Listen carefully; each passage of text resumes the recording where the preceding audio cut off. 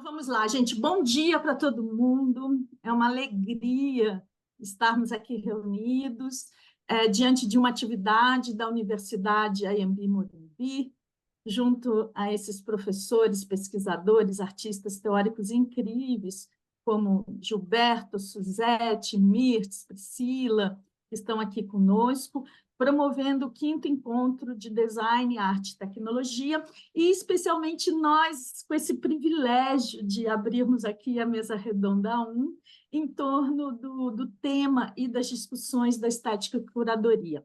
Queria agradecer muito a vocês que organizam o 5º Encontro de Design, Arte e Tecnologia, porque cada vez mais eu acredito nesses encontros que se desenvolvem ao longo do tempo, criando uma comunidade de pesquisadores e uma comunidade que vai, de fato, desenvolvendo junto, nesse agenciamento coletivo, seu pensamento, seu trabalho. Então, muito obrigado, aqui talvez representado na figura do nosso querido Gilberto Prado, mas para todos vocês que fazem parte aí da coordenação e organização desse evento.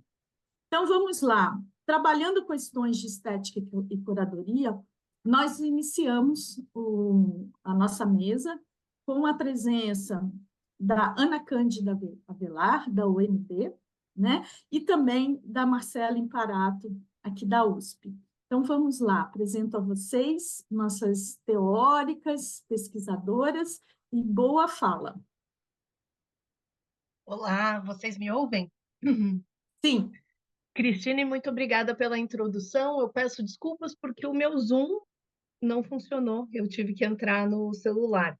E acho que já é um bom assunto diante de um evento que tradicionalmente trata de questões digitais, cultura digital, né? E que trata também, através não só do próprio encontro, mas de todas essas exposições que vocês realizam e organizam, e dos grupos de estudo que estão representados aqui pelos orientadores e orientadoras, das precariedades com as quais a gente lida e enfrenta a partir do lugar que a gente está e como a gente entende e procura mover, né, as realidades tecnológicas hoje em dia. Então, ultimamente eu ando bem relaxada com internets que não funcionam, aparelhos que estão vencidos, obsolescência programada, porque eu acho que faz parte da nossa realidade. E ideologicamente eu não nego isso, né? Quando eu estou na presença principalmente de estrangeiros, eu reafirmo isso, dizendo, olha, essa é a nossa realidade, é assim que a gente funciona. E eu vou pedir para a Marcela, se possível, ela deve estar no computador, para ela compartilhar o nosso PPT. Vocês fiquem à vontade também para dizer para a gente quando a gente tiver o tempo chegando perto de vencer. E eu trouxe a Marcela aqui porque ela é uma das pesquisadoras do grupo de pesquisa Academia de Curadoria. E eu acho que eu não posso fazer essa fala sozinha, não é mesmo? Como a Cristine estava falando, eu acredito cada vez mais no trabalho em rede e no trabalho em grupo, né? E esse trabalho não pode ser feito baseado em competitividade. Se a gente não está junto, a gente não vai fazer nada de interessante. Então, a Marcela está aqui representando os colegas, porque não dava para trazer todos os 14, 15 membros e membras da academia, mas ela vai falar um pouquinho da perspectiva dela como estudante, né, e pesquisadora, e agora no doutoranda. Você consegue compartilhar, Marcela? Aqui está escrito que eu estou compartilhando, não aparece para vocês? Nada? Vocês estão vendo? Então tá. Como eu estou no celular... Ah, agora eu vi. Sim, estamos vendo, sim. Estamos vendo aqui a Então, atualização do sistema. perfeito. A tela está assim. Vocês agora aguardam um pouquinho, eu vou fazer uma primeira introdução e vou passar a minha palavra para Marcela poder falar um pouco a partir da visão dela. Então, a gente apresenta para esse evento hoje, né, o resumo do que foi um trabalho de 2 anos com o Grupo Academia de Curadoria, de um edital que nós ganhamos da FAP-DF, um edital para pesquisa em tecnologia. Nós éramos um dos únicos grupos relacionados à arte, né? Os outros grupos eram de setores de biológicas, de saúde, de engenharia, né? E esse projeto ele pretendia criar uma nova coleção de artes digitais para o Museu Nacional da República. Nós temos aqui 2 artistas que, inclusive, fazem parte dessa coleção agora, né? A atualização do sistema foi a exposição que resultou no qual esse projeto resultou, e uma exposição que vem assim colocar, né, a cereja do bolo do que foi esse processo todo, um processo de curadoria em rede, de curadoria colaborativa. Marcela, você pode passar para o segundo slide, por favor? Ela tem esse nome porque a proposta da exposição é justamente trazer esse trabalho em rede e esse trabalho colaborativo para frente das discussões com a nossa equipe, para frente das discussões em termos acadêmico-curatoriais que nós desenvolvemos em escala nacional. Ela foi uma exposição, como eu disse, baseada, né, nesse edital, em termos de subsídio, nesse edital da FAP, mas também com o apoio de 2 galerias, né, a Almeida e Dale e a Cerrado, que nos emprestaram obras históricas, né, como, por exemplo, a produção computacional do Valdemar Cordeiro, para que nós tivéssemos aí algumas balizas para a nossa discussão. Pode passar para o próximo? Vocês têm imagens de vistas da exposição? A exposição tinha alguns núcleos, a Marcela vai falar um pouquinho mais sobre cada um deles, começando com o que ela ficou responsável, né? Mas a ideia é mesmo que nós conheçamos, então, um pouco mais sobre essas relações entre arte, tecnologia e natureza, que hoje é um assunto bastante discutido e muito capitaneado pelas ideias da dona Haraway, né? E que foi resultado de muitos estudos que nós fizemos ao longo de 2 anos, dentro de uma metodologia teórico-prática, ou seja, de uma metodologia de pesquisação, que visava a produção de exposições e, ao mesmo tempo, a produção de teoria a partir da teoria e das próprias exposições realizadas por nós, né? Então, dentro desse método, a gente faz estudos, aplica esses estudos, depois recupera esses casos e faz uma discussão crítica desses casos. Vocês podem acessar todo o material, tanto no catálogo que nós produzimos para a exposição, que está disponível no site da academia.com.br, e também no nosso Instagram, @academia de curadoria. Marcela, você pode passar para o terceiro?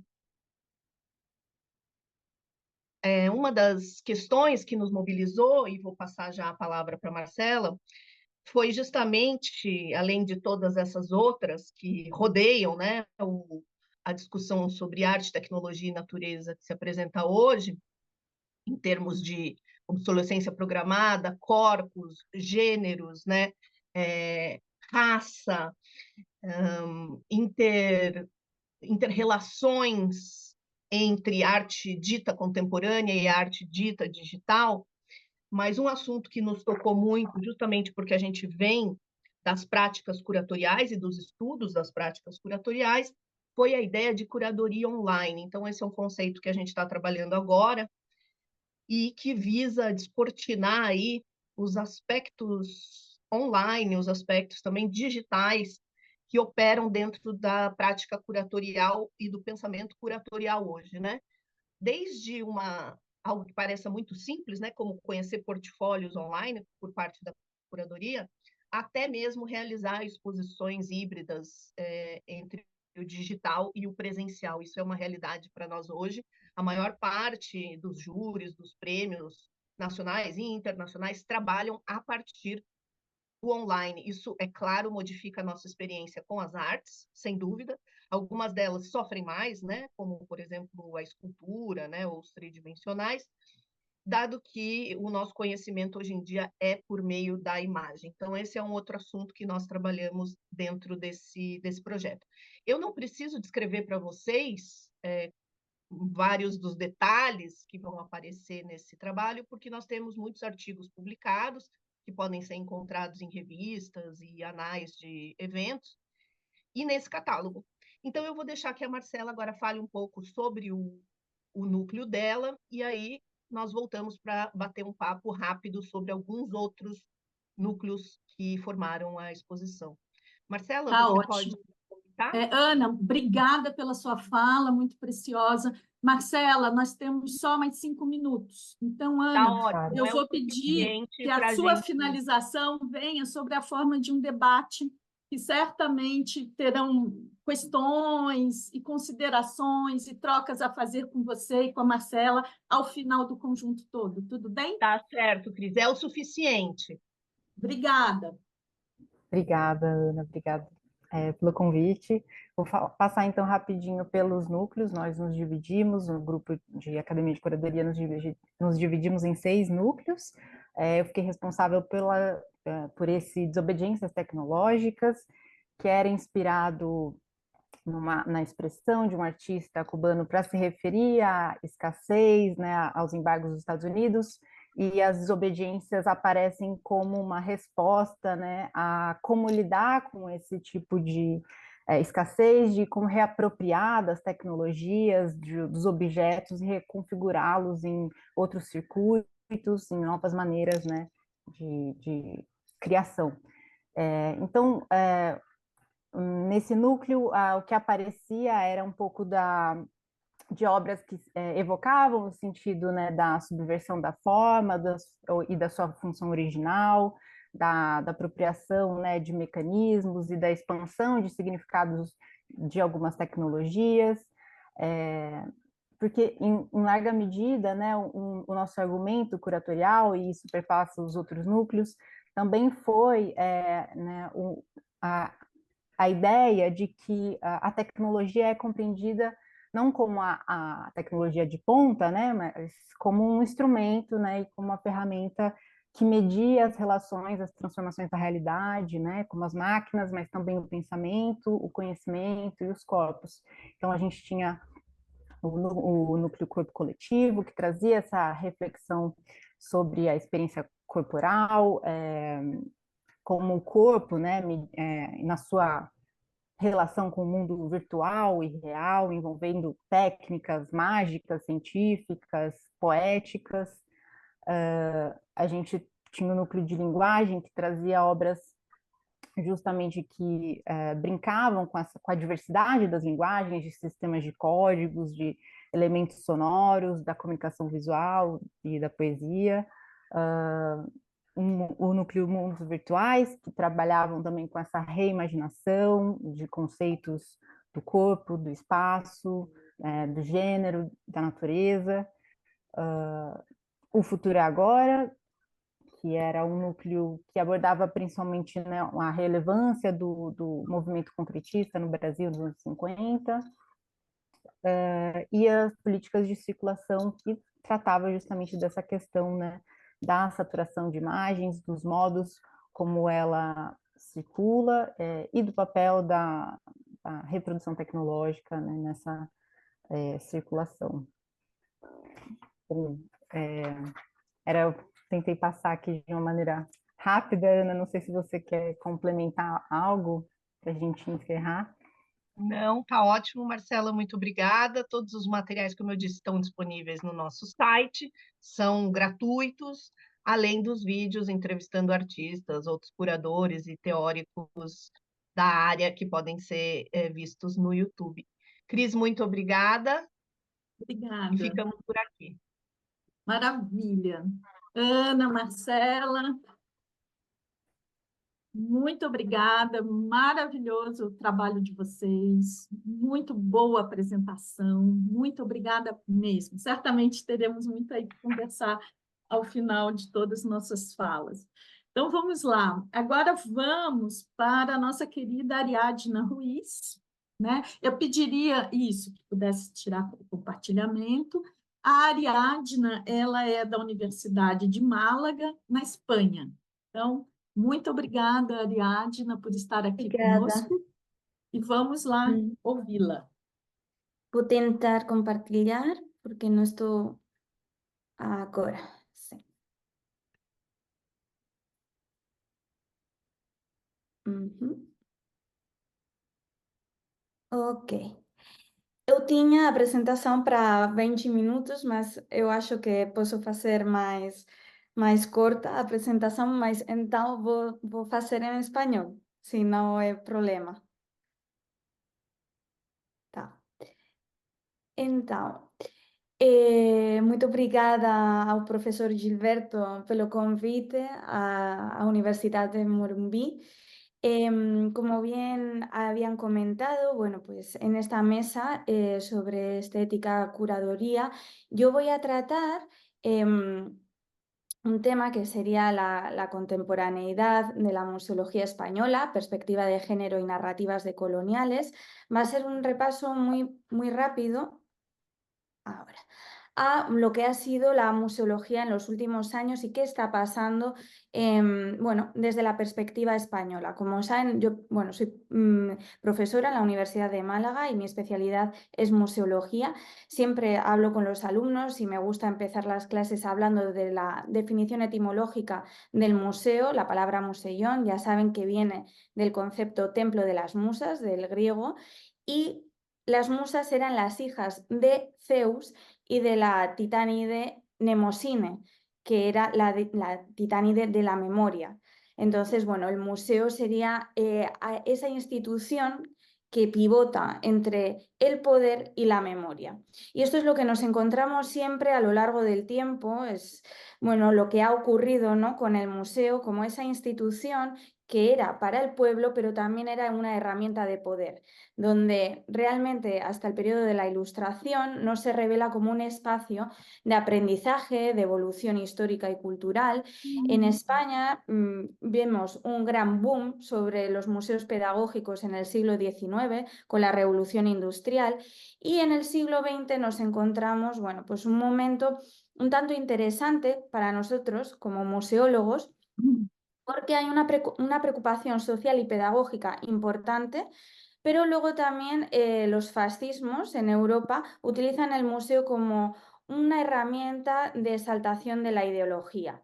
Esto, bueno, pues a partir de la década de los 60, ya sabéis que, bueno, con la primavera del 68 en Francia, esto cambia y el museo se reivindica de nuevo como un espacio social, comunitario, surgen los museos comunitarios. De hecho, la gran frase en esta revolución del 68 en Francia era la Gioconda al metro, porque lo que querían era democratizar el espacio del museo.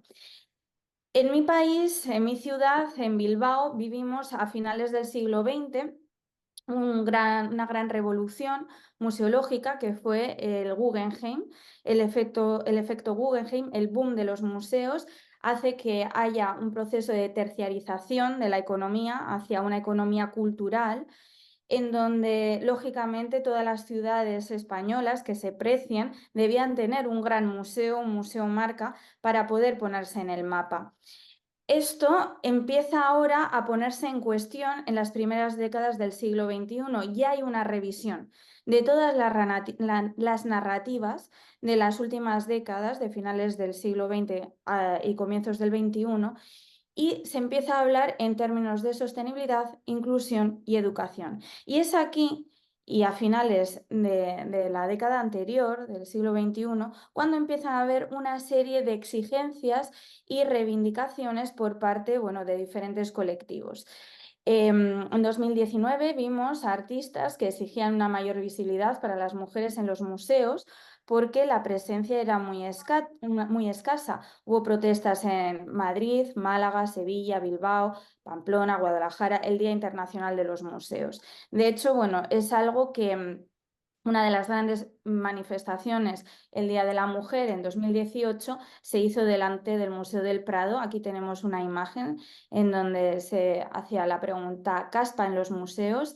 ¿Llega el feminismo? también lo que estaban reivindicando con esto era como, oye, vamos a ver la presencia de la mujer o estas narrativas, ¿no?, que tendrían que ser transversales en todos los espacios y, por supuesto, en los museos también. Paul B. Preciado, bueno, una de las figuras de la intelectualidad española, da clase en la Sorbona, decía, él había estado dirigiendo el Museo de Barcelona, de Arte Contemporáneo, decía, el museo no describe la realidad, el museo es una máquina de representación, por tanto, siempre tiene que estar sometido a esa evaluación de esas narrativas por el paso del tiempo. Bien, dentro de mi investigación yo explicaba que atendiendo a bueno, los visitantes de los museos vemos que en el área de arte, que es el área que tiene más visitas a nivel nacional en España, vemos que las mujeres son quienes más visitan los museos. Pero con una salvedad que ahora estoy investigando, y era algo que claro, no nos pasa desapercibido, en los años de la pandemia vemos que las mujeres han dejado de visitar los museos de arte, esto es porque se han dedicado a los cuidados durante la pandemia, entonces toda la actividad cultural ha cesado.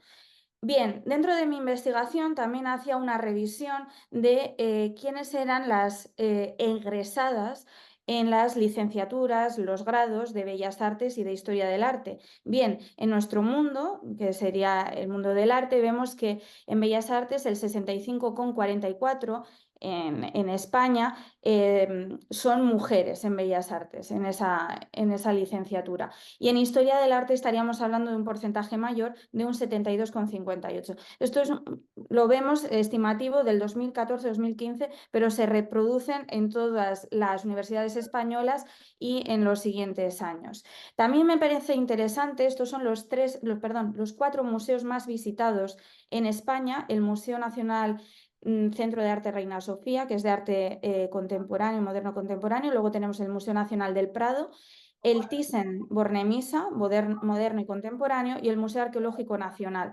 Bueno, de los 4, la única directora que hay en estos museos es Isabel Izquierdo, en el Museo Arqueológico Nacional. Además, tendríamos que indicar que el Museo del Prado, que es el más antiguo de los museos nacionales, en sus más de 200 años no ha tenido ninguna mujer directora. Entonces, lógicamente, estas narrativas y estos estudios empiezan a impactar y empiezan a cuestionarse, bueno, pues lo que ha sido, ¿no?, esta historiografía del arte y esta museología del arte en España.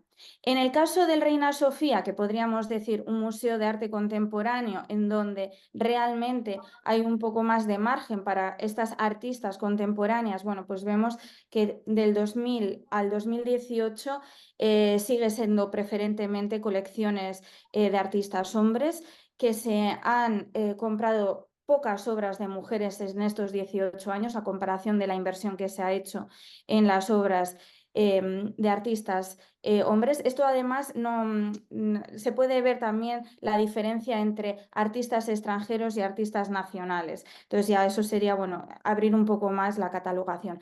En el caso del Museo del Prado, este sería el Museo del Prado, veis que en 18 años solo se han comprado 10 obras de mujeres. Claro, hay una asimetría importante. Bien. A mí me interesa, lógicamente es más dificultoso a nivel cronológico adquirir piezas en el Museo del Prado que en el Museo Reina Sofía, pero sí es interesante ver cómo, por ejemplo, solo se han hecho 3 exposiciones en más de 200 años de artistas mujeres. En el Prado, 2016, la exposición de Clara Peters, en 2019 la de Sofonis Van Guisola y Lavinia Fontana, y en 2020 una exposición invitadas que pareció que, bueno, que sí que se aplicaba una visión de género en esta narrativa, pero ha sido bastante criticada por las especialistas porque, bueno, no era una revisión per se. Lo que se ha reivindicado es que, por ejemplo, hay 27 mujeres artistas en los almacenes, pero no se suben a sala. Y solo hay 6 obras de mujeres artistas en la colección, de 3 mujeres artistas. Bien, en todo esto, y ya vamos a ir concluyendo, claro, los debates actuales, desde la museología, lo que se ve es que se aplican diferentes estrategias para poder hacer frente a estos cambios y a esta demanda social e histórica. Y entonces estaría la estrategia estética, la estrategia crítica, multicultural y autóctona. Esto es, bueno, pues algo que dentro de la museología española, francesa también, se ha reivindicado mucho. Tenemos, bueno, autores como Maite Méndez Baiges, Aisa Bercengriña, de la Universidad del País Vasco, de la Universidad de Málaga, así como Iñaki Arrieta o Fabien Benger, de la Sorbona, que hablan de estas estrategias, igual que Marian Fernández Cao, de la Universidad Complutense. La estética, lógicamente, sería, bueno, la renovación de las salas, de las propias colecciones, algo que sí que ha pasado después del COVID en España, se ha repensado mucho. Y luego estaría la estrategia crítica, y aquí es cuando realmente se ha podido hacer un análisis museológico y museográfico en los museos. Este es el caso del Museo Thyssen, proponiendo proyectos en donde se evalúe el grado, bueno, pues, de perspectiva de género que tienen las colecciones y las narrativas del museo, si se atiende, si también se atiende a una perspectiva decolonial o no. Y hay proyectos tan interesantes y que han tenido bastante buena recepción por parte de la academia y de los artistas, como el proyecto Cora, en donde se introducen a diferentes artistas nacionales, actuales, contemporáneas, dentro de la exposición del Museo Thyssen para dialogar con las piezas del museo. Luego, más tarde, me centraré en la obra de Carla Hayes Mayoral, que dialoga muy adecuadamente con todo lo del Thyssen, toda la colección permanente. Bien, pero sin duda, algo que ha sido sumamente positivo ha sido la exposición que ha tenido, que se ha realizado ahora en el curso 2023-2024 en el Thyssen, esta exposición Maestras, que, bueno, que ha tenido, bueno, ha sido muy aclamado tanto por los académicos, los museólogos, como por la prensa y a nivel social también. Una exposición que hace una reevaluación de lo que sería la narrativa historiográfica de la producción artística de la mujer, desde anónimas desconocidas, ¿no?, a esas figuras que a lo mejor son más claves dentro de la historia del arte.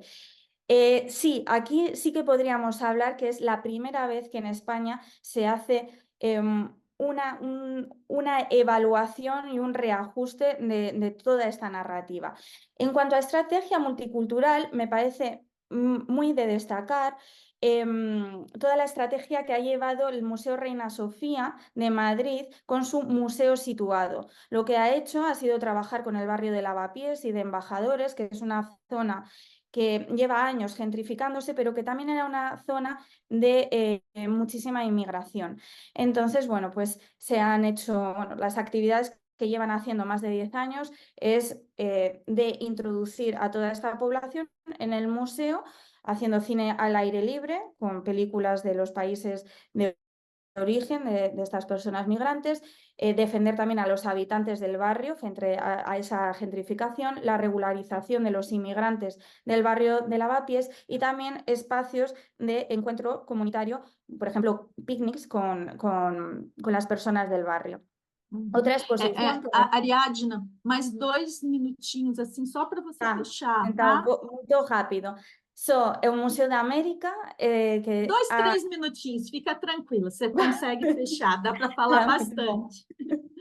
La estrategia de renovación multicultural y crítica sería esta exposición del 2017 del Museo de América, que ha hecho una evaluación de las piezas que tenía, en donde realmente lo que estábamos viendo eran piezas de personas trans dentro de, bueno, pues esas comunidades, esas poblaciones originarias de América.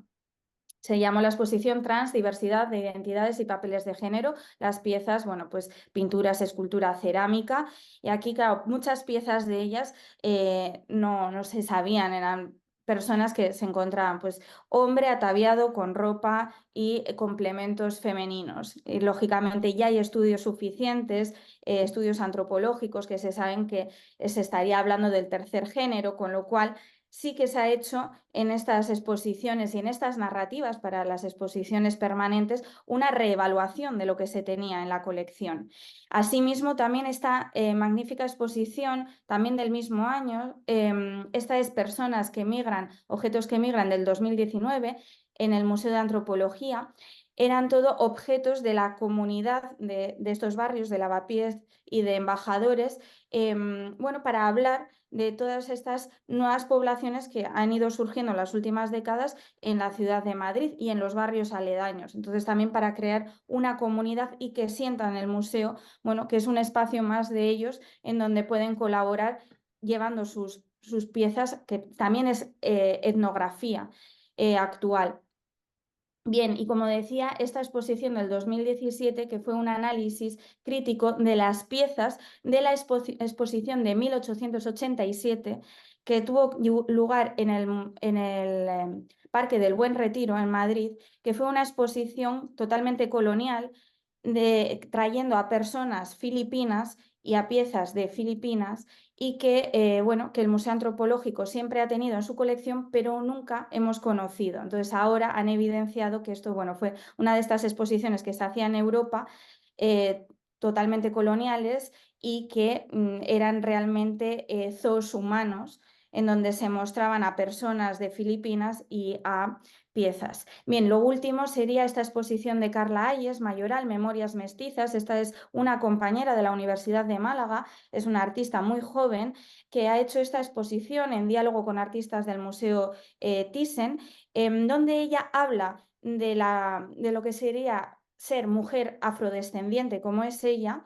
andaluza, dentro de la narrativa y de la historiografía española. Ella trabaja el tejido, trabaja la rafia como tejido africano y lo pone en contexto con, por ejemplo, mantones, como los mantones de Manila, totalmente de la estética española. Las pone en diálogo con obras que pueden ser obras del Thyssen, como pueden ser de Rubens.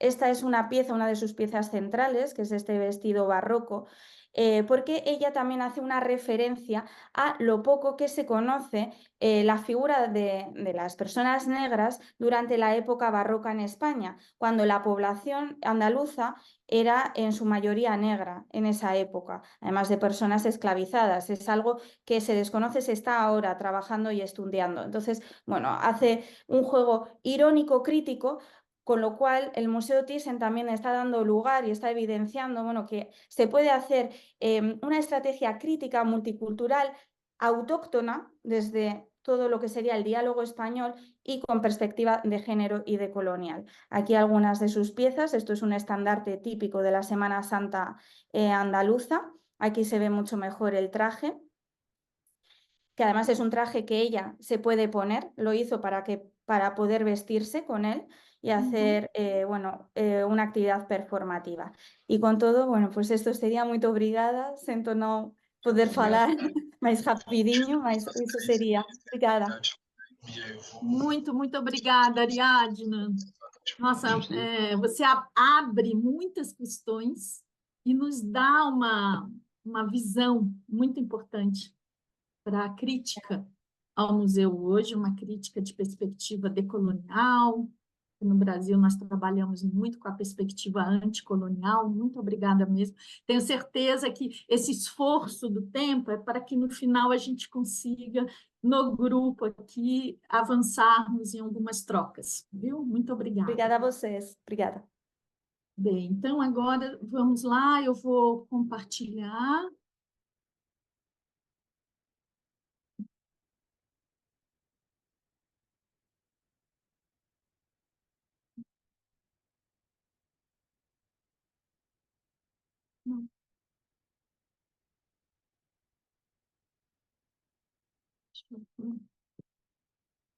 Pronto. Vocês estão vendo o que eu compartilho? Obrigada. Sim. Então, vamos lá, né? Então, bom dia aí, novamente, né? Hoje é dia 25 de junho de 2024.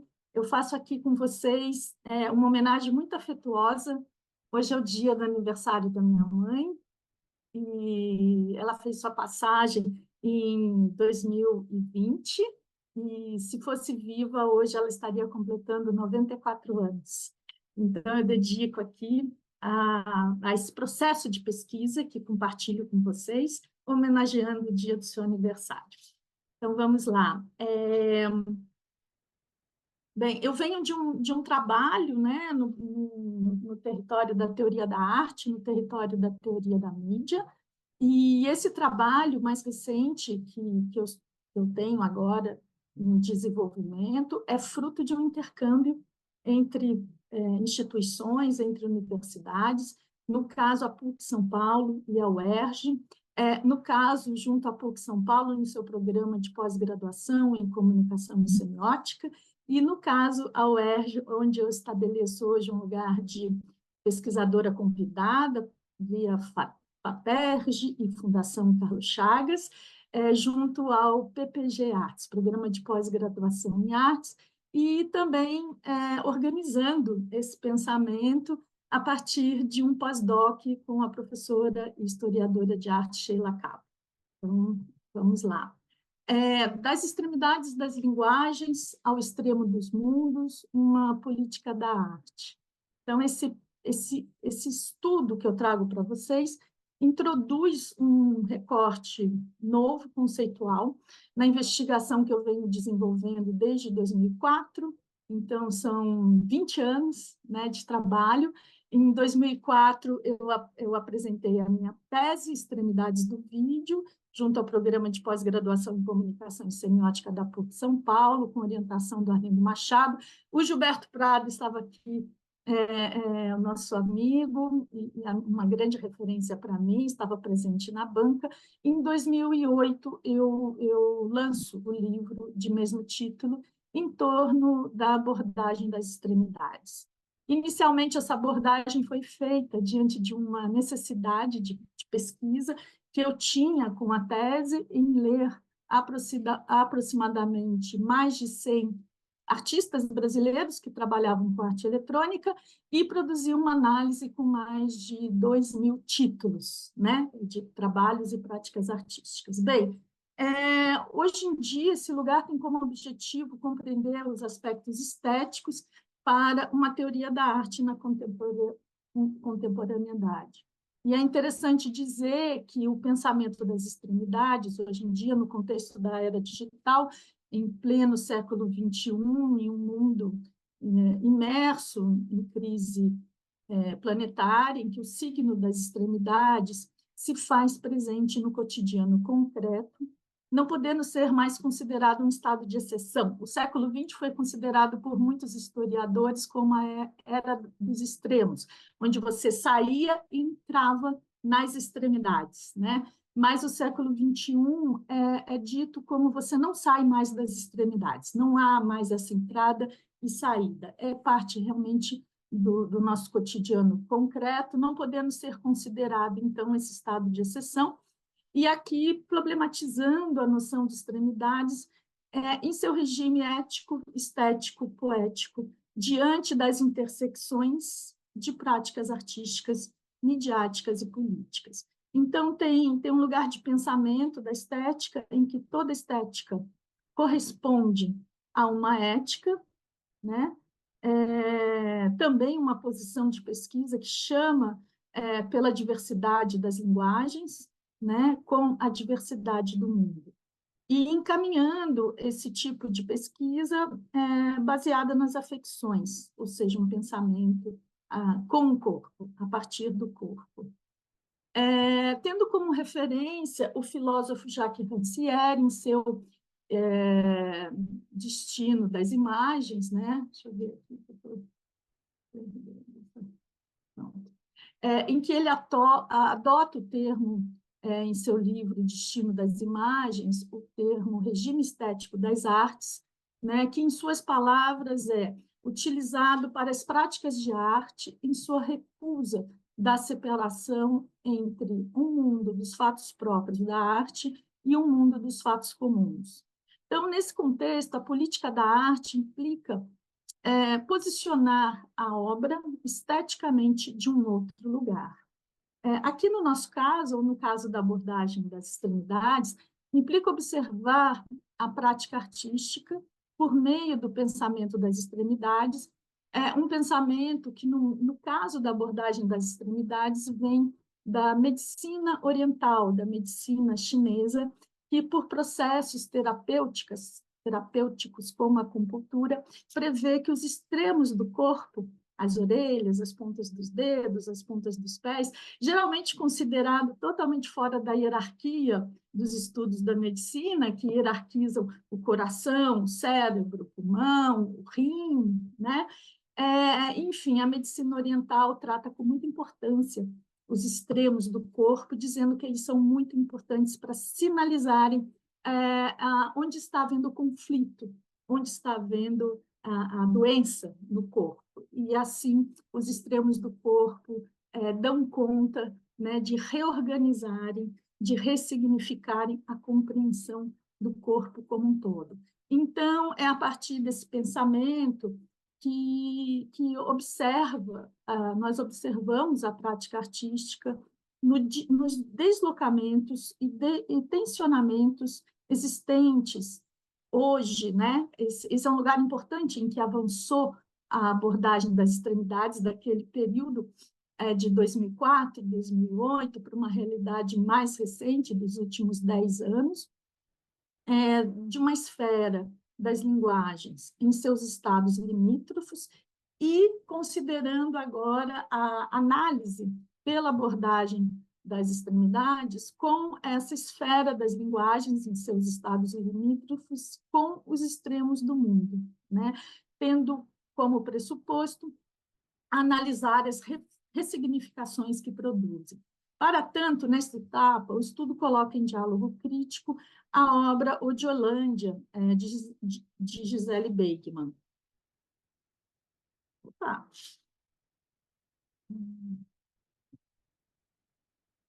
Querendo baixar. Deu uma... Sei lá, deu uma...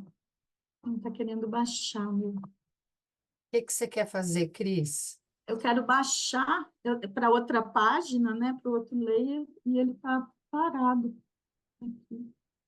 Deixa eu ver se eu consigo dar um ESC. Você não quer dar um ESC? Dá um ESC.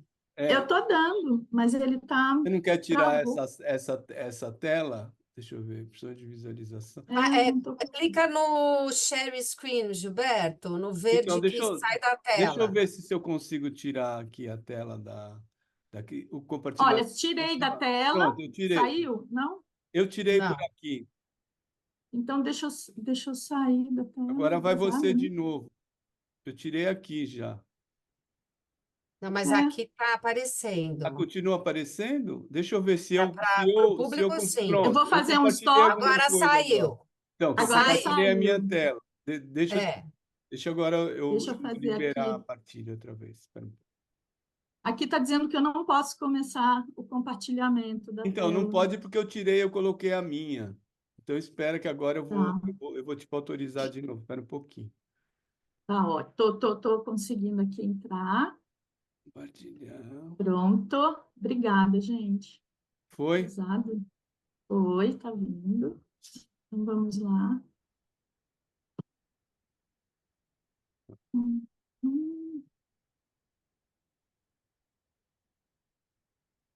Eu acho que é alguma coisa aqui. Usado. Ele está lendo a área. Espera um pouquinho, Cris. Deixa eu tentar tirar de vez, porque eu não estou conseguindo. Deixa eu compartilhar eu. Agora, deixa eu parar o compartilhamento. Espera um pouquinho, Cris, antes de você compartilhar, porque para eu liberar o compartilhamento... Ah, tudo bem. Agora acho que deu. Vamos lá, vamos ver se dá agora. Pode ir.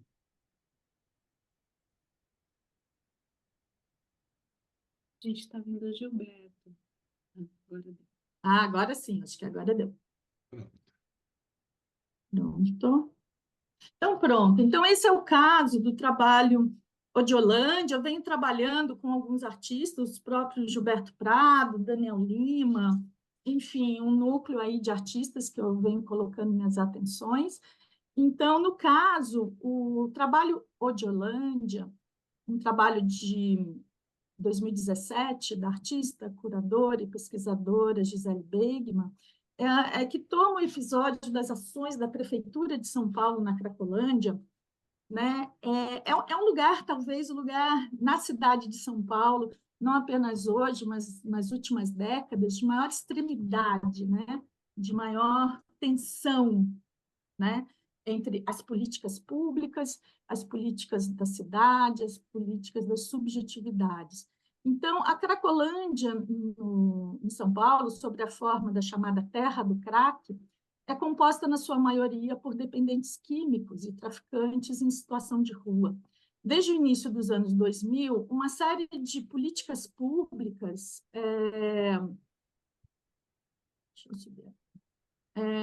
vem se implantando na Cracolândia, em São Paulo, e, na maior parte das vezes, de forma higienista. Entre elas, nós temos o quê? O programa social chamado Redenção, que foi criado na gestão de João Dória, quando prefeito de São Paulo, no ano de 2017, que contou com uma violenta intervenção policial. Então, aqui nós podemos ver uma sequência de imagens que apresentam um painel dessas ações policiais e políticas também. Então, na primeira imagem, nós vemos um lugar de destruição, que esse programa, né, Redenção, provocou ali na região da Cracolândia. Na segunda imagem, na imagem do meio, nós vemos o próprio prefeito, na época, João Dória, usando roupas pretas e, ao mesmo tempo, apontando para esse lugar de destruição como, de fato, uma política de Estado, uma política de governo e uma política bem-sucedida, né, ao que ele compreendeu ali na época. E a última imagem, nós vemos de forma muito sensível a posição de um usuário de crack e toda uma polícia, um batalhão de choque que foi utilizado durante esse programa conhecido ali na época como Redenção. Então, olha, não estou conseguindo de novo baixar. Será que é alguma coisa? Que chato. Ele fica parado. Você não consegue colocar para frente, é isso? Não, ele fica totalmente paralisado. Não sei o que é. Eu não sei se é porque tem essa malhazinha aqui em cima. Faltam Bem, muitos vamos slides. lá. Então, vai direto para o slide aí, para o último, e assim você... Pronto. Acho que tem que ser uma coisa meio manual. Não consegui.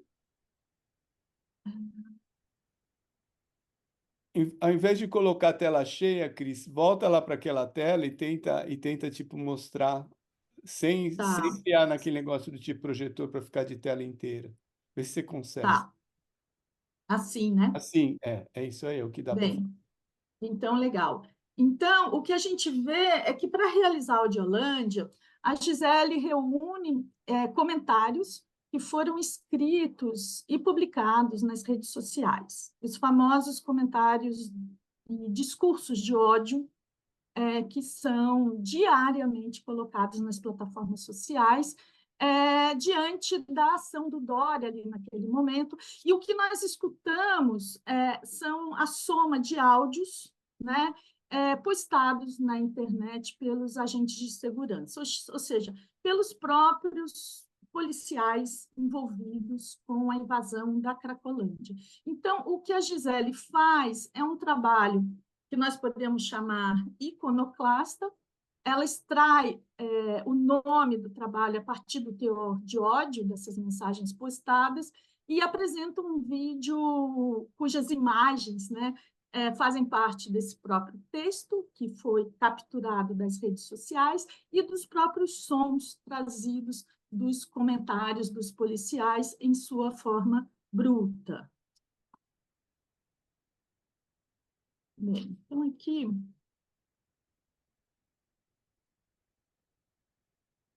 eu acho que eu já estou chegando ao fim, né? Eu acho que eu não vou ter condição, com esses pequenos atrasos, de apresentar um trechinho do vídeo. Fica aqui o site da Desvirtual, que é o site da Gisele Begman, para que vocês possam conhecer mais o trabalho.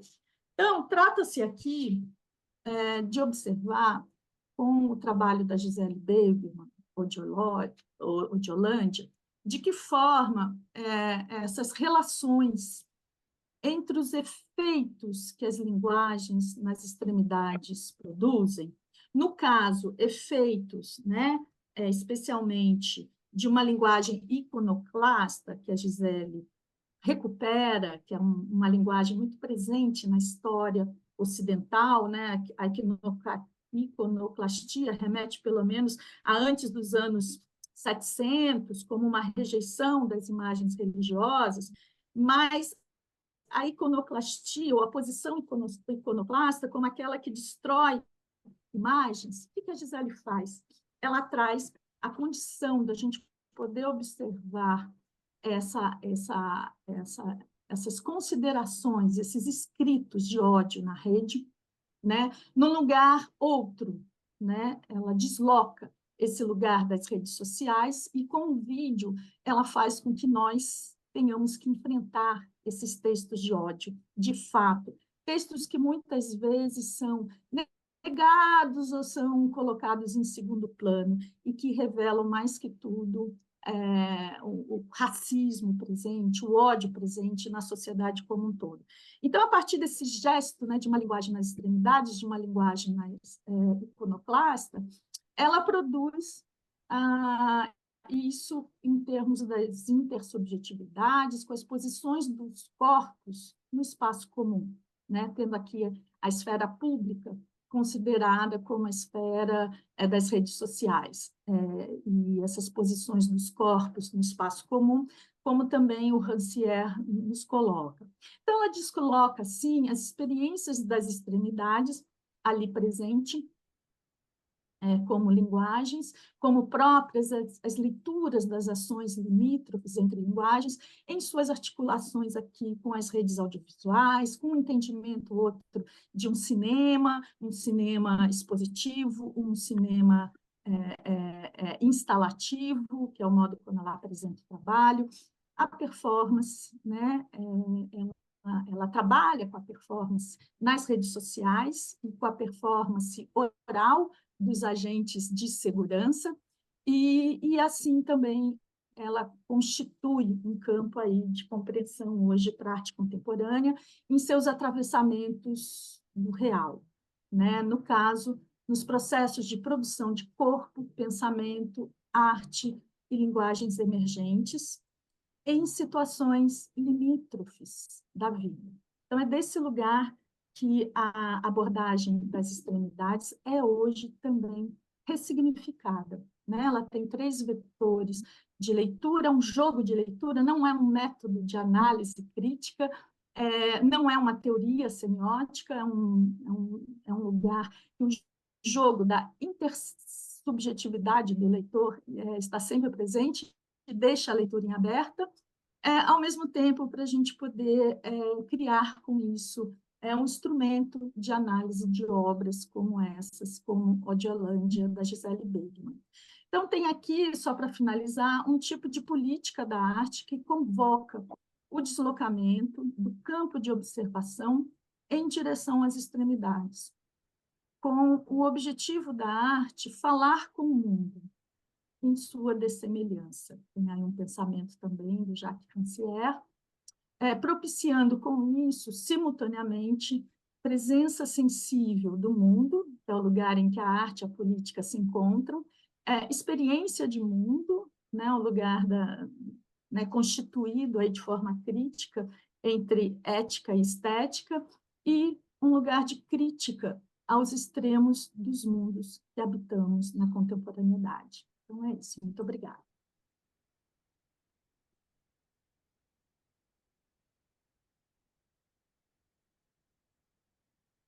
Bem, então, espero não ter atrapalhado muito esse probleminha que eu tive aí. Agradeço vocês aí o apoio.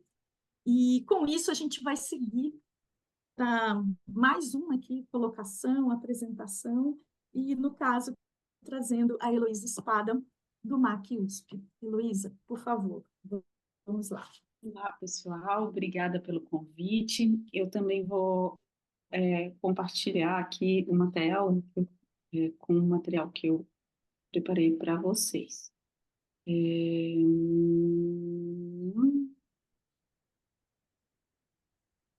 Slides, não. Ixi, avançar arquivos, aplicativos básicos. Deixa eu ver aqui.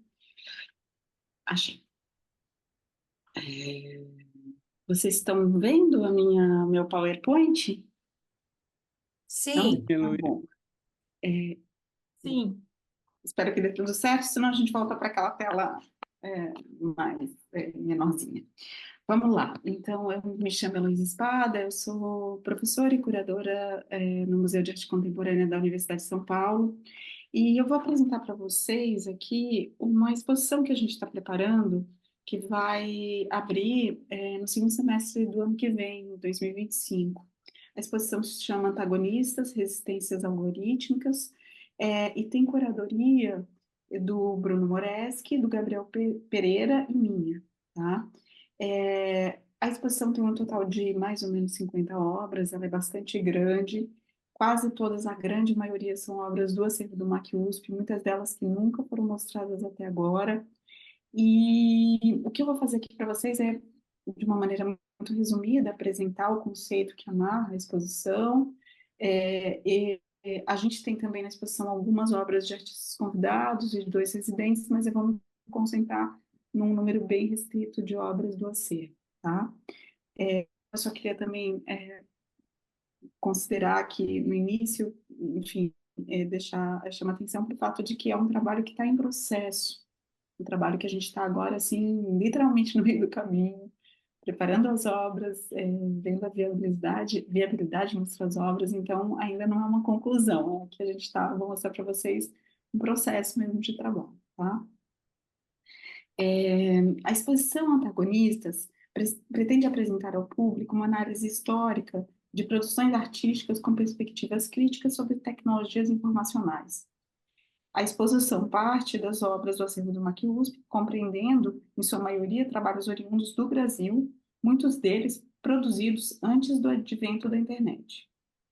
A pesquisa dessa exposição, assim como seu título, tem origem no artigo intitulado Sempre Fomos Antagônicos, Resistências e Dissidências Algorítmicas, para além do Norte Global, de autoria do Bruno Moreschi, do Gabriel Pereira, André Mintes e Gisele Begelman, publicado no Journal Media International Australia e depois, logo em seguida, na revista Rosa, em março de 2023. Bom, a seleção das obras, eu vou aqui já deixar um slide mostrando os artistas que integram a exposição. A seleção envolveu uma pesquisa bastante cuidadosa, né, no acervo do MAC USP. O objetivo nosso foi compreender e contextualizar o trabalho pioneiro realizado por artistas e ativistas que, mesmo com recursos limitados, buscaram pensar maneiras diferentes de fazer e pensar a tecnologia.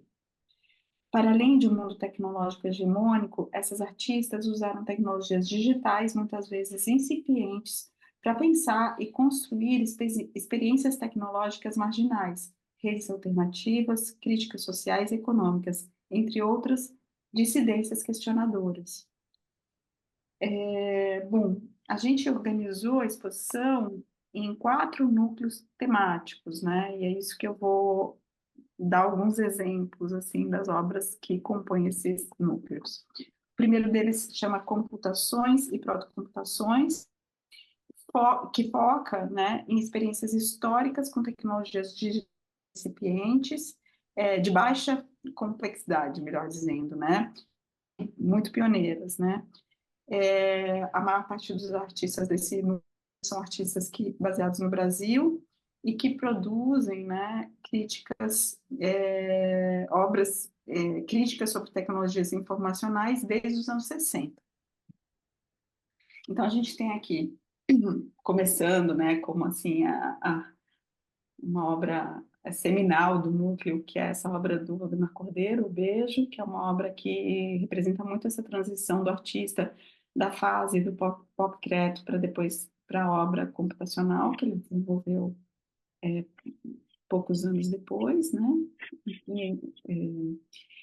E o MAC também tem uma das primeiras resultados das experiências do Cordeiro com Jorge Moscati, né, que é as Derivadas de uma Imagem, essa obra de 79, que é quando justamente ele começa essas experiências de digitalização manual da imagem, né, para colocar os dados no computador. Ali eles manipulam as imagens e a maneira de se ver isso, à época, era apenas imprimindo, né? Numa época que, lembre-se que não havia monitores, e então o output era através de impressoras matriciais, também não tinha impressora de imagem como a gente tem hoje.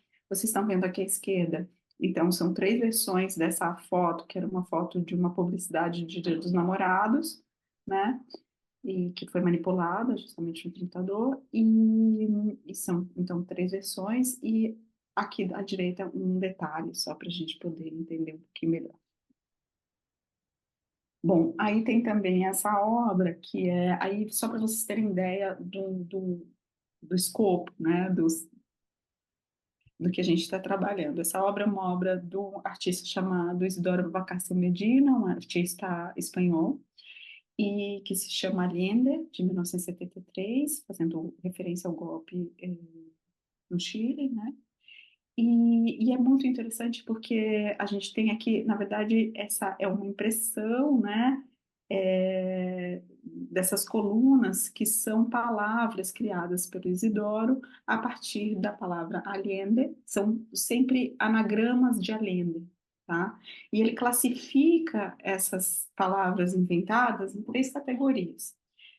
Aqui não dá para ver direito, essa minha reprodução no meu celular, como vocês devem estar percebendo, horrorosa, mas enfim, só para a gente ter uma ideia do tipo de questionamento de código, vamos dizer assim, informacional, né, que essa obra traz. Então, as palavras X são permutações possíveis na língua castelhana, né, palavras que desculpa, são permutações impossíveis na língua castelhana, então combinações de letras que não resultam em palavras, né? Depois, um outro grupo de palavras são permutações possíveis, mas não existentes, então tem uma série de palavras aqui que você consegue ler, mas elas não significam nada, e uma única que é representada assim, anotada com uma seta, que é uma permutação existente, que é justamente Allende, né? E trazendo aqui mais um exemplo desse núcleo, a obra Telescanfax, né, a vendedora de ferro de passar roupas, que foi realizada primeiro em 1991, e depois refeita, né, atualizada, repensada em 2022, pelo grupo Poéticas Digitais, do qual o Gilberto Prado está aqui representando, e essa obra, o que ela era, né, originalmente? E tá, só um minutinho que eu estou tentando de novo passar aqui, ver, tá? Peraí. Você tem que ir com o mouse em cima, eu acho, aí. Bom, vou mostrar primeiro, então, esse é um vídeo que integra a obra. Vou mostrar um trechinho só, tá? Para vocês terem uma noção, depois eu explico direitinho.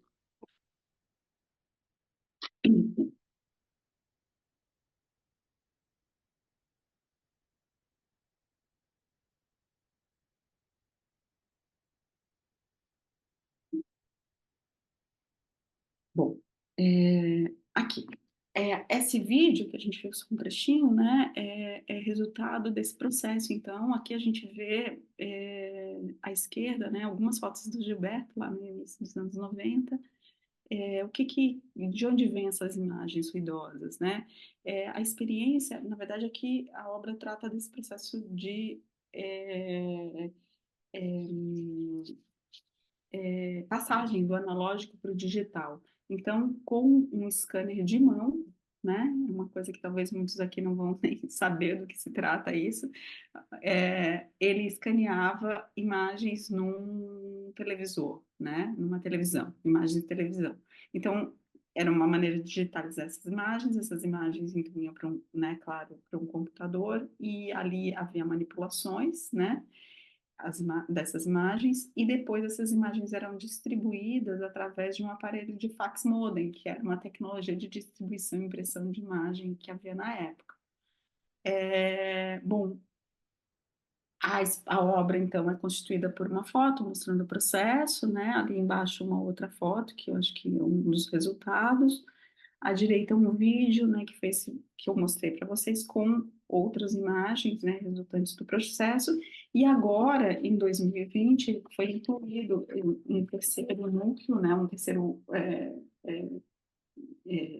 dispositivo, que é uma espécie de isotrópio, né, um cilindro giratório perfurado, que ele é acionado com a presença dos espectadores. E aí, aqui depois, tomara que a gente consiga falar um pouquinho mais sobre isso com o Gilberto, eu vou passar adiante, tá? São obras bem complexas, na verdade, como vocês podem perceber. O segundo núcleo, né, chama-se Contaminações em Redes Informacionais, e o foco desse núcleo é o modo como as redes informacionais dissidentes são criadas ou contaminadas por artistas, inclusive antes, né, da internet.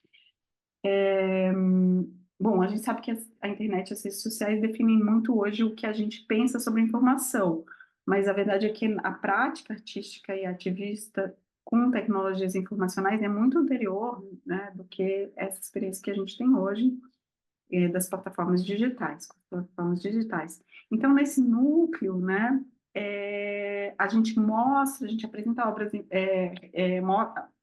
obras que circularam em redes informacionais, construída de outras maneiras, e o que inclui experimentos justamente com a mail art, né, com a arte postal, que o MAC tem um acervo muito rico, né, de arte postal dos anos 70, que eram formas, né, muitas vezes, os artistas criarem redes de troca alternativas em ambientes políticos de ditadura, né, principalmente na América Latina. Então, aqui a gente tem trazendo um exemplo de um trabalho do Paulo Bruschi, justamente o próprio título, né, um trabalho que circulou via mail art, o próprio título fala dessa potência dessa rede, né, que é os Correios têm 6.000 agências para você mandar arte por correspondência. Justamente está falando disso. Aqui tem esse trabalho que é muito legal, que deixa eu só tirar aqui. Ai, meu Deus do céu, eu tô. Bom, o video post do Ronier Marin, ele é muito interessante. Lá nos anos 70, na segunda metade dos anos 70, o Walter Zanini criou um laboratório de produção de vídeo no MAC, né? E aí, entre os trabalhos, e aí chama isso para fomentar a produção de vídeo arte né, naquele momento.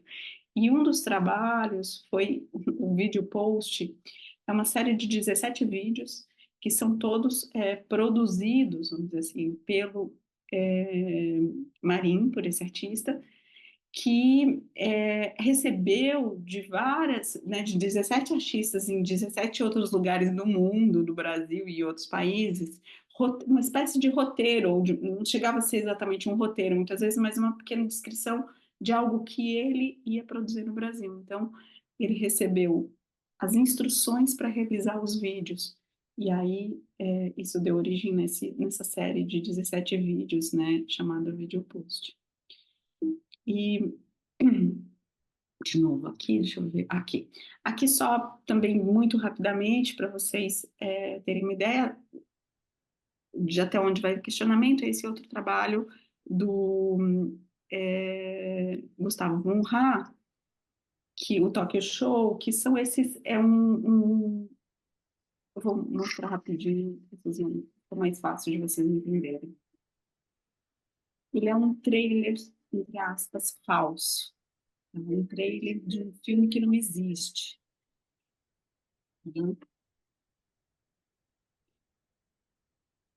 E justamente esse é um vídeo, né, de 4 minutos e quase 60 segundos do Gustavo, e ele mostra esse trabalho nos cinemas, tá?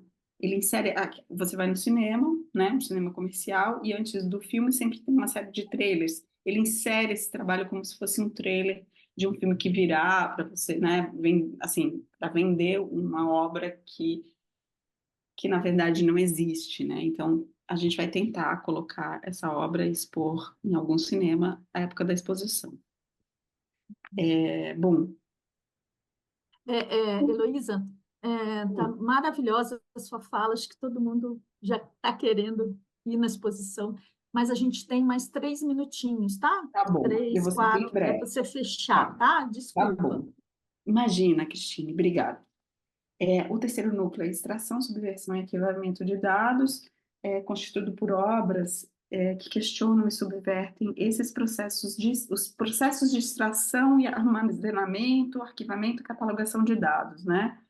Para chamar atenção para questões sobre consentimento, apropriação, privacidade e principalmente também sobre um questionamento sobre o que deve, né? O que é guardado, a partir de que critérios e o que deve ser guardado e esquecido, enfim, um questionamento sobre arquivamento.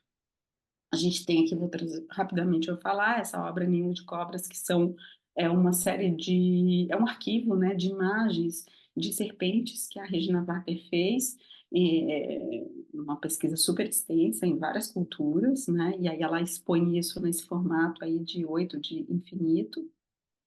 Aqui eu não vou mostrar então, mas um dos cadernos do Ednilson com imagens de corpos masculinos, né, que ele catalogava, enfim, que ele reunia nesses cadernos, né, recortava da imprensa. Bom. E aqui, muito rapidamente, essa obra do Eduardo Kac, com Essay Concerning the Human Understanding, que consiste um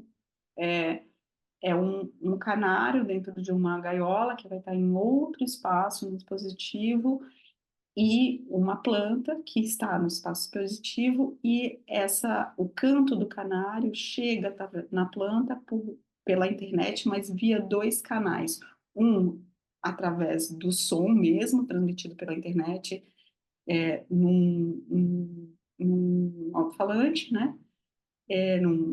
Numa caixa de som, e a outra é via eletrodos e computadores e programas que transcodificam, né, essa informação de outra maneira. Então, isso também está falando sobre codificação, claro, mas essa é uma obra que a gente está em discussão com o artista em como, na verdade, montá-la, né? E, por último, só para finalizar, o núcleo que fala das gambiarras, erros e obsolescências, né? Que procura ressignificar, né, a ideia de gambiarra, demonstrando o quanto a gambiarra, na verdade, demonstra uma perspectiva contra-hegemônica no mundo tecnológico desigual, partindo frequentemente da apropriação de tecnologias diversas, de materiais mais acessíveis. A gambiarra, na verdade, é um símbolo da perseverança criativa e da resistência política, né? Assim que a gente está tentando mostrar. Então, aqui estão umas fotocolagens do Rafael França, com fotos feitas, fotos de imagens de televisão, né, de vídeo. O caldo impresso, que é uma máquina de fazer caldo de cana, mas que, na verdade, em vez da cana, tem um carimbo que vai imprimindo, né, essas imagens nesse papel, uma obra interativa. E, por último, para finalizar, a obra da Mariana Manhães, que são esses seres, né, as centrípegas, formados por vídeo, são sonoros, tem videoanimação digital, monitores de LCD, músculos eletrônicos, enfim, são meio uns robôs, assim, estridentes e muitos perturbadores. Assim. E, por enquanto, então, é isso. Eu agradeço a atenção de vocês.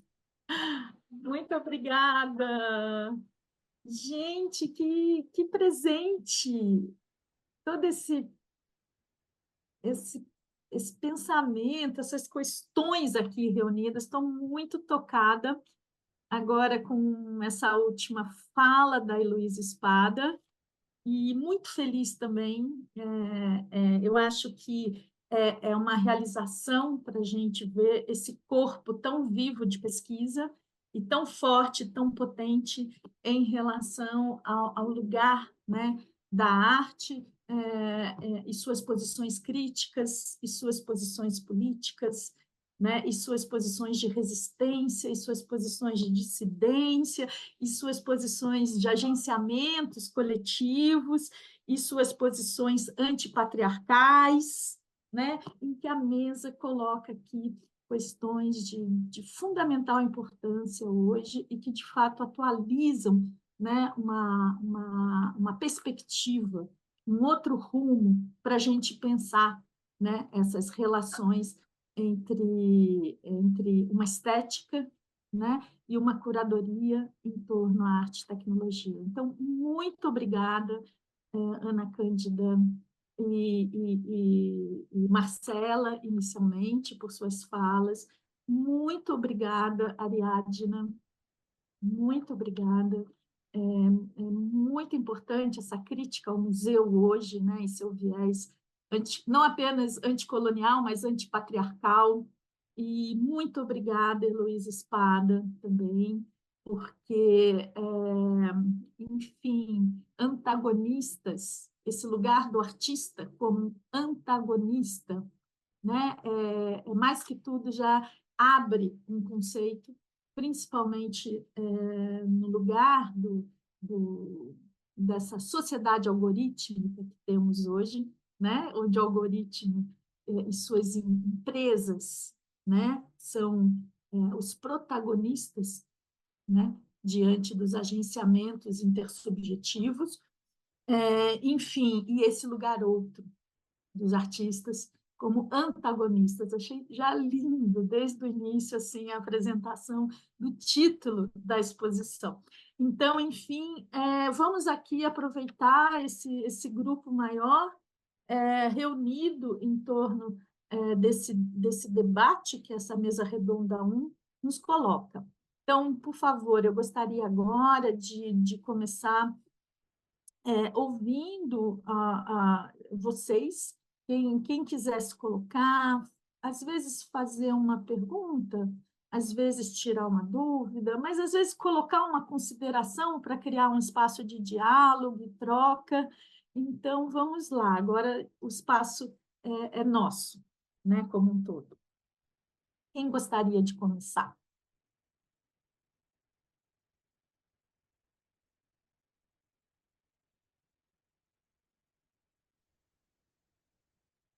Eu acho que eu vou então Eu acho que é aproveitar esse você, Cris, senão vai silêncio. todo mundo agradecer. Eu queria agradecer, mas eu vou deixar para o final para agradecer Eu essa vou mesa aproveitar linda, porque esse a mesa foi feita silêncio a dedo, né? e As aproveitar, apresentações lindas se lindas, juntam, né? lindas. Então, melhor você, Cris, para você fazer o fechamento, Ótimo.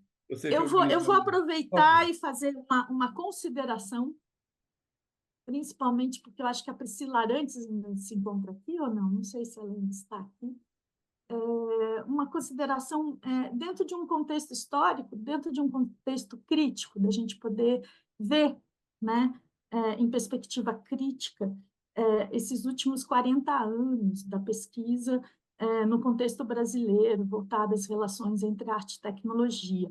Eu acho que quando nós iniciamos nosso trabalho, eu e a Priscila, a gente trazia muito de um germe de uma nova geração, né, em torno a grandes mestres e uma geração grande de teorizações e de práticas artísticas, né, e de curadorias em torno a essas relações entre arte e tecnologia. Então, eu e a Priscila, desde sempre, bem pela nossa amizade, mas pelo nosso espaço comum de trabalho, como pesquisa, a gente tomou de forma muito responsável, muito a sério, um trabalho de mapear a área e de produzir análise crítica com a área, ali no sentido, por um lado, de desconstruir um certo discurso da história da arte que não encontrava as formas, né, de contaminações, como a Heloísa trouxe aqui, essas contaminações em redes dissidentes, não encontrava esse lugar de interseccionalização. Então, acho que nós trabalhamos muito em frente a isso, ou nos confrontando com isso, e também um lugar de poder fazer passagens. Então, acho bonito, não sei se a Priscila está aqui, mas é esse lugar de revigorar o campo, né? Então, eu fico muito feliz de ver que o nosso trabalho, que praticamente aqui, quando nós tivemos na outra fala, começou ali naquela metade dos anos 90, como pesquisa também, o espaço que o Gilberto Prado ocupava ali, entre outros, o Arlindo Machado. A gente começou ali há 4 décadas atrás, então a gente vem atravessando também como esse lugar em que uma teoria da arte, uma teoria estética, um lugar da crítica de arte pudesse estar mais que tudo em sua presença. Não éramos artistas, então a gente também tinha esse ar outro ali na época, e trabalhamos muito com a teoria crítica e trabalhamos muito com a curadoria. Então, eu fico extremamente feliz, né, por esse lugar de um passante, que é o lugar que o Achille Mbembe diz que somos nós no mundo, né, de passantes, e conferir esse espaço lindo que pesquisas e trabalhos altamente sólidos no campo da estética e da curadoria, que a Ana Velar, a Marcela, a Ariadna e a Heloísa vêm fazendo. Então, mais que tudo, assim, dizer dessa felicidade, desse lugar de força, né? Que é um lugar que retroalimenta o campo da estética e curadoria. Então, assim, estou muito sensibilizada com isso, muito bonito de ver. Obrigada a vocês. Tem a Ana, a Cris, que está com a mão levantada aí. Eu posso fazer um comentário a essa fala? Você me permite? Eu acho que a sua geração, né, a Priscila, né, a geração de vocês, aliás, essa mesa é bem dos artistas teóricos também, né, dos teóricos, mas dos artistas teóricos também. Vocês ensinaram para nós uma coisa que precisa ser relembrada, que é o fato de vocês terem formado redes para trabalhar, né? Então, sempre muito companheiros e companheiras nesse sentido de produção de conhecimento, dando as mãos, né? Por isso vocês sobreviveram, porque depois que o governo federal começou a apertar, né, os subsídios para essa área, que é uma área que precisa muito de subsídio, que a gente sabe que é cara, né? Vocês conseguiram sobreviver, vocês não teriam conseguido se vocês não tivessem essas redes fortíssimas, né? E agora que há digamos assim, um olhar mais generoso, expandido para a arte e tecnologia, né? Com interesse, inclusive, do mercado, claro, né? Mas a academia olhando para vocês também, é hora de vocês serem reconhecidos e estarem na base das nossas pesquisas, né? Então, acho que uma coisa importante da gente se lembrar, e que talvez a Academia Brasileira hoje em dia esteja falhando bem nisso, assim, é em dar as autorias, né, e as posições dos nossos colegas que nos anteciparam, fazendo exposições, produzindo conhecimento que muitas vezes ficou preso em anais que ninguém consulta, porque as estruturas de circulação dessas informações eram mais precárias, né? E eu acho que isso é muito fundamental, assim, esse reconhecimento. Claro que vocês fazendo esse evento, como ele é um evento anual, não é? Eu já participei algumas vezes também, vocês conseguem trazer isso sempre à baila, mas a gente também precisa fazer e trazer isso para as outras gerações, para a geração da Marcela, por exemplo, para que reconheçam essas pessoas que fizeram essas pesquisas, que construíram os campos, né? E que construíram, inclusive, o nosso campo de práticas curatoriais, numa visada que olha para a arte e tecnologia. A partir da periferia também, que a gente se encontra, né? Então, a UNB, ainda como uma universidade periférica, eu acho que também tem que ter esse reconhecimento das bordas, não é? E de quem produziu nas bordas e criou conhecimentos que muitas vezes não foram reconhecidos pelos centros. Então, não sei, eu vejo muito o meu trabalho como esse trabalho, assim, de lembrar que nós estamos dentro de um complexo muito maior do que nós, com muita gente fortalecendo os campos de estudo, que a gente está inserido, talvez, dentro da história da arte, talvez não, né? Porque agora a gente tem muitos outros campos que estão contribuindo com o conhecimento sobre arte conhecimento teórico sobre arte, e que a gente precisa sempre investir nessa contação, na narrativa, porque ela ainda não parece estar tão fixada como a gente pode acreditar, né? E dar os nomes às pessoas, dar os nomes a vocês, dar os nomes, dar o nome do Arlindo, né? Dar os nomes às pessoas e fazer o reconhecimento de quem fez antes de nós, em outras situações, às vezes melhores, às vezes piores, e publicar com mais afinco, né? Ter mais livros. Vocês foram uma geração que publicaram livros. Gente, a gente parou de publicar livro, a gente só publica texto em revista acadêmica, né? Então, assim, voltar para essa rede, para a construção dessa rede que vocês tinham, que foi o que deixou um legado para que a gente pudesse trabalhar. Senão a gente não estaria aqui trabalhando com esse assunto, né? Então, eu só queria falar isso, eu já falei demais, muito obrigada, mas acho que é importante dar essa... É uma chamada de orelha, assim, né? Uma cutucada de orelha Obrigada, Ana. para que as novas gerações façam isso.